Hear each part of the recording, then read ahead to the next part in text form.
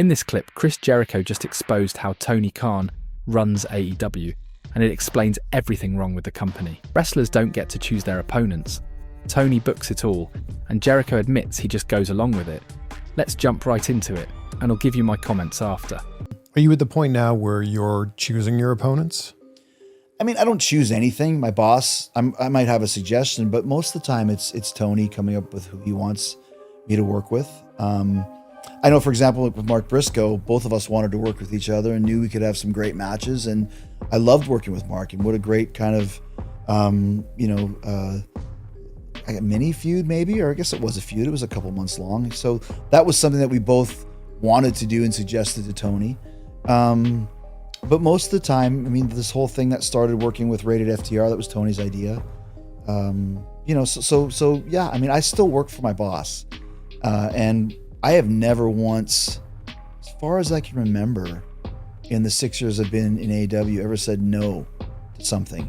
I might not like something, but I got to try and do my best to make it work, or maybe come up with something that maybe is a better idea, as long as the boss likes it.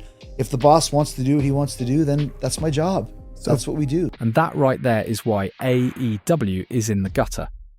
Jericho just admitted he doesn't pick his opponents. Tony Khan does, and it shows. Instead of booking matches that make sense, Tony is out here playing wrestling GM mode like a kid with action figures. Wrestlers don't even get a say.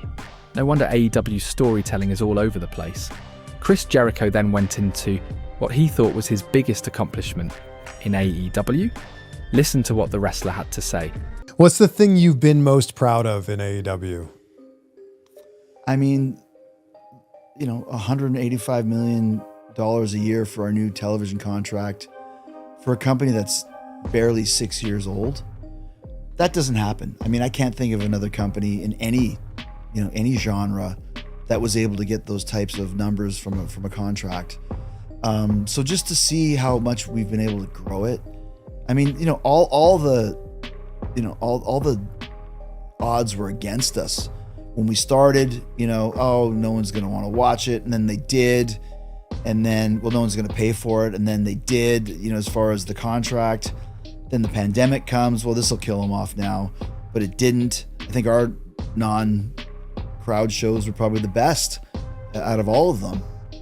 And then we come back, and then there's this, there's that, there's all these different ups and downs and trials and tribulations. But that's what a corporation goes through, especially when you first start. So I'm really proud of how much we've grown. We've got a lot more growing to do and a lot of growing pains. That's the biggest thing. Like, the company became massive very fast. A year and a half ago, 80,000 tickets sold at Wembley Stadium. That's a record. Like, for our company, 5 years in or 4.5 years in. Like, think about those types of things, of the leaps and bounds we've taken. And I'm very, very proud of that, I think, because I don't think anybody expected it. And they still don't expect it. Even when the television deal comes in, people still deny it. And that's okay. I can't worry about the people that hate AEW. And I can't worry about the people that hate Chris Jericho, because there's nothing that we can say or do, and nothing that I can say and do that's going to change their minds.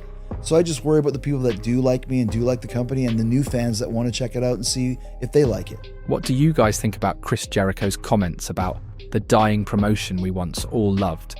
Do you agree with his comments? Let us know, and we'll see you in the next video.